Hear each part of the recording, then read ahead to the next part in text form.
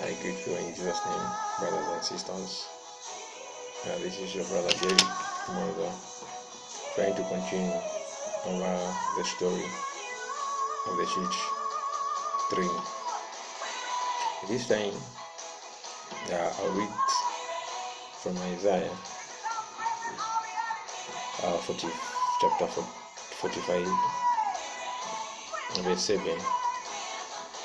The Bible reads, I formed the light and created darkness. I make peace and created evil. I, the Lord, do all these things. This was God. This was the Lord saying that He formed the light, created darkness.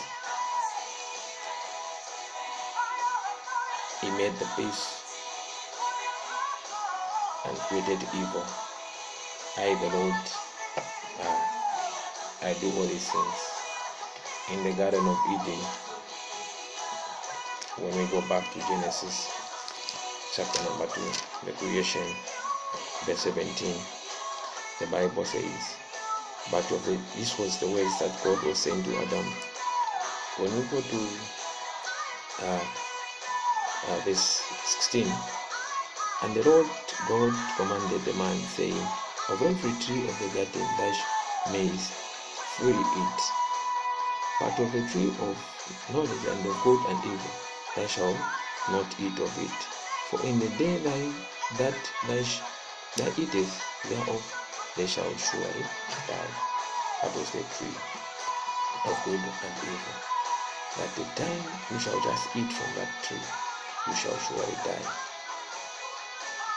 When Adam ate from that, sure, he died. So now, when they ate, the Bible says their eyes were open, because death was there, and they came to understand what God was telling them. They came to understand what God was talking about when He was telling them that once you just eat from that tree of good and evil, you shall surely die. And their eyes were opened, but they had eyes to see that this is the truth. Brothers and sisters, the Bible is saying about the tree of good and evil. Many of the times, like I was saying yesterday, we like saying we shall know them by their fruits. Each person here on this world is known by his own fruits. So the Bible says we are the tree. When we go to Proverbs 27, verse 18, the Bible says, the one whoso keepeth the fig tree shall eat the fruit thereof. So he that waits on his master shall be honored. The Bible says, whosoever keepeth the fig tree shall eat the fruit thereof. So when you keep yourself, you shall eat also the fruit that you shall bear. The fruits that we are talking about is when the Bible says the fruit of Elisha is the tree of life. That's in Proverbs. The fruit of Elisha is the tree of life. But he who wins souls is wise. In Proverbs chapter number 11, verse 13. So the fruit of Elisha is the tree of life. So when we preach the gospel unto you, we are also sowing a seed in you. That seed will germinate in you, and it shall also bring the fruit.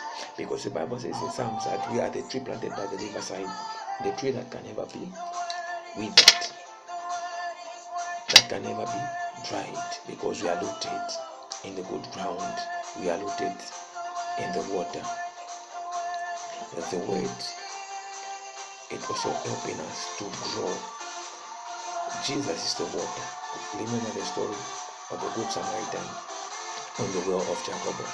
Jesus said, this water that you are refusing to give me, I can give you the water that when you drink you shall never thirst. So when we are rooted in the word of God, we shall be sucking the water from the source, and our trees, as we shall never be withered. we shall stand and proclaim the words of the Lord. We are not here on earth by mistakes. Let us ears to hear the word of God. Let also choose the things to listen to. Let also choose the things to watch.